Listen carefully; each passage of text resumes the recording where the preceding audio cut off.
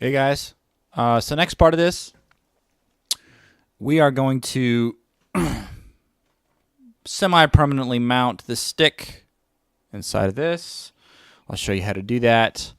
Maybe we'll get all of it wrapped up right now. Probably not. There will probably be one last video after this with final reassembly and such.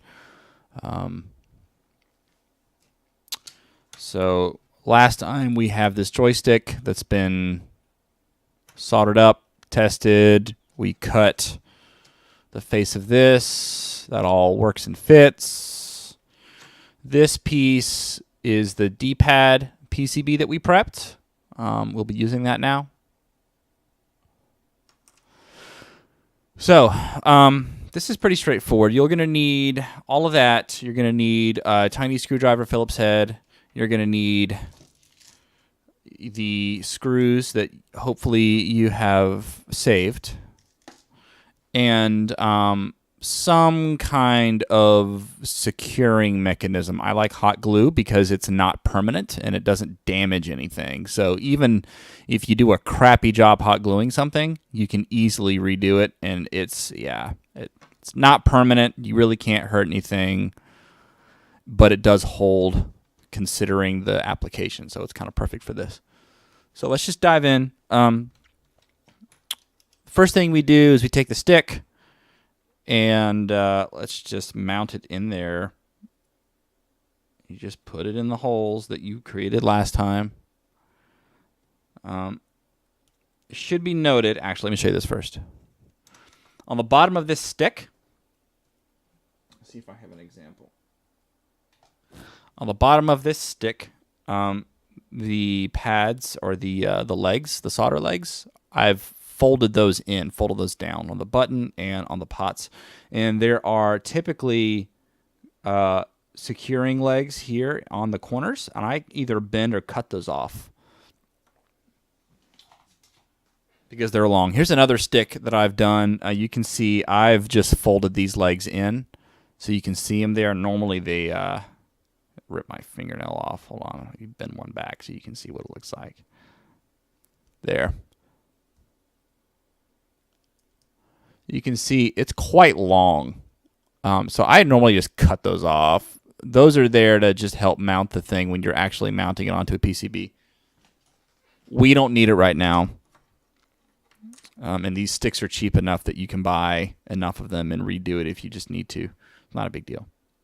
So those are bent down and folded and cut. So we don't need them. We just put this guy in there. He's in there. Let me make sure, actually, about that. Get past these, get those corners in. Boom. Perfect. Nice and secure. Now what we do is we take this D-pad PCB that we've prepped, and we put it back on top and screw it down, and then hot glue it. That's what we're going to do. So the button side goes up because this button is what the thumb switch connects with. So one thing of note is when you're doing this, go ahead and try to get this ribbon cable kind of down and away, kind of in whatever channel it's most likely going to fit through. You don't want to try to do that once this has been kind of glued in place. That's a real pain in the butt. So really here, you're just trying to slide this in without breaking anything. And I say that because what you can break, what is breakable, is this arm on the thumb switch. Its connection points down here. And this button itself. This button itself right here. That's all breakable. So they're mostly sturdy, and I've not really broken them, but I've seen it done.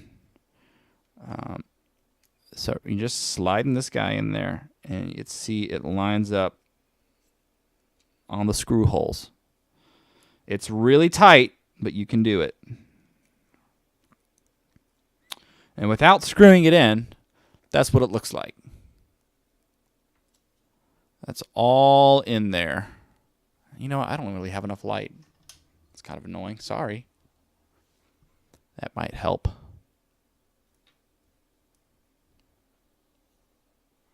And from the top, that's what she looks like. And it's mostly secure. So let's just go ahead and screw this guy down. There are specific screws, and I will show them to you.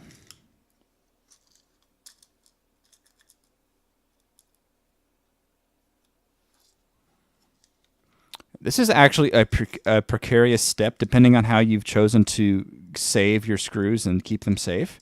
Once you start opening that container or digging through them, I have dumped it on accident and lost them.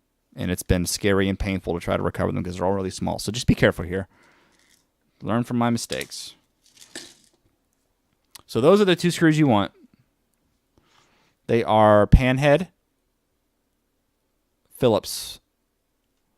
And they just kind of go in here. One here.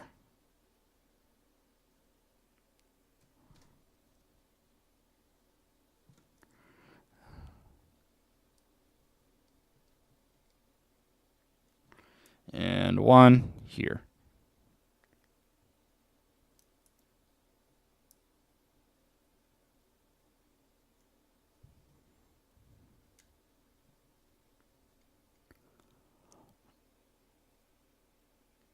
Now, technically, at this point, this is where I like the hot glue. You don't technically need hot glue. I've found that this stick will move a little bit. Honestly, it's pretty secure. You really don't need it. It's not absolutely necessary. I do find, however, that hot gluing this at this point does tend to make it more secure because you can see I can move this stick around a little bit, right? I can push it in and kind of tilt it back and forth.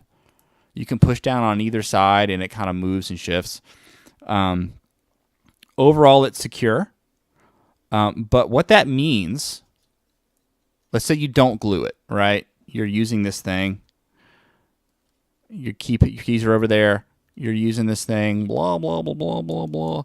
It might shift and kind of throw you off a little bit, right? So if you're going hard right, I know it looks left because the camera's reversed, but if it's hard right and the actual stick body moves in there, it may throw your thumb off a little bit. So I like to glue this thing down. And the way that you do that is you kind of, from the inside, just kind of push it up as much as you can. You know what? I say that. Let me test it first before I glue it. I like to, at each step, I like to plug it in and make sure that the stick still works like I expected it should. And what that means is that I plug it in via USB and I open up the HTML5 gamepad tester that I linked in another video. And I just make sure that the stick axes are still functional and in the direction that I want. And they are reading good. All right, so the reason why I do that is because previously I've done this and not tested it, kind of in between each major step, and gotten all the way to the end and plugged it up and didn't work, and had to disassemble it and realize that I wasn't super careful on one of these steps, and while putting this PCB back on or testing this around, I moved and scraped it wrong or something and knocked one of these leads loose, or I put this in, I wasn't careful with where this ribbon cable was and kind of crimped it in between and it severed one of the lines. You got to be careful with that stuff. So yeah, I like to test it, especially before gluing, because like I said, that's not permanent, but it is some work to undo that. So the gluing looks like this. Really what you're doing is you're finding a gap, and you don't need a lot, but you do want enough to kind of make it stick. So I just kind of get the nozzle in there and shoot it up. And it's going to be lame because this stick is, yeah, that should work. Just get the nozzle in there and just give it some oomph.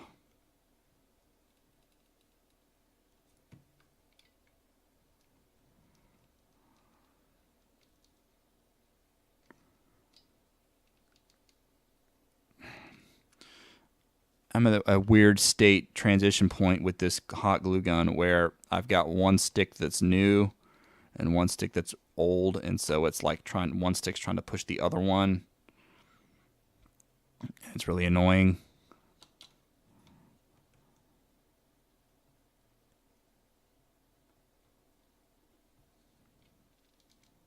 There's some glue. Got some. You just get some in there. Not a lot. You just don't want it to move. I have definitely done too much in the past on some of these. Yeah, that's good. That's enough. And then before it sets, you just push this guy down so that that glue comes into contact. And then you just kind of let it cool and dry. And then it's not going to go anywhere, right?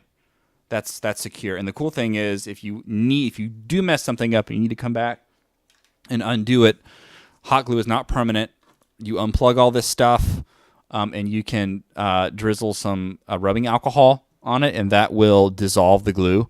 And that's how you get rid of hot glue. Or you can just heat it back up and separate it. So there's a few ways to do it. But now this guy is in. That glue is still setting. It's fine to kind of fiddle with this at this point. But that's in. This stick is good. You just kind of test it to make sure that you didn't glue and like lock down one of the potentiometers, because there are some external moving parts on them. So that's in there.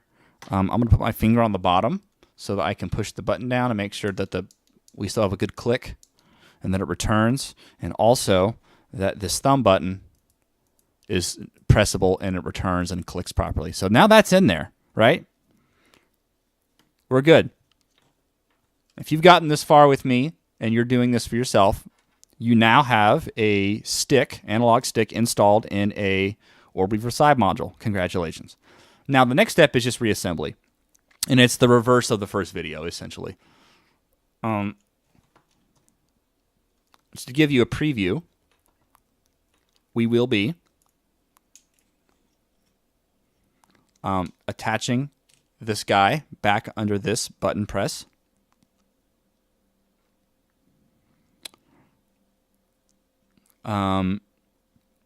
We will be backing these out to plug in the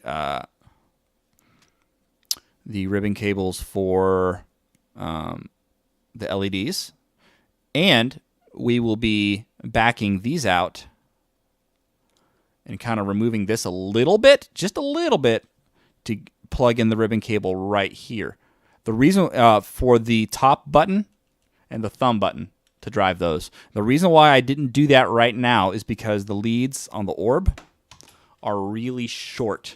And so once you plug those in, you kind of want to do that last, because once you plug those in, you have very limited range of movement. Like right now, I can pick this up and move this and plug it in and work with this however I want to. Once those ribbon cables are plugged back in from the orb main body, this gets really tough to work with. So you get this in, and then reassembly, that's the last thing you do. And then once it's all buttoned up and the arm is back on, I'll show you how I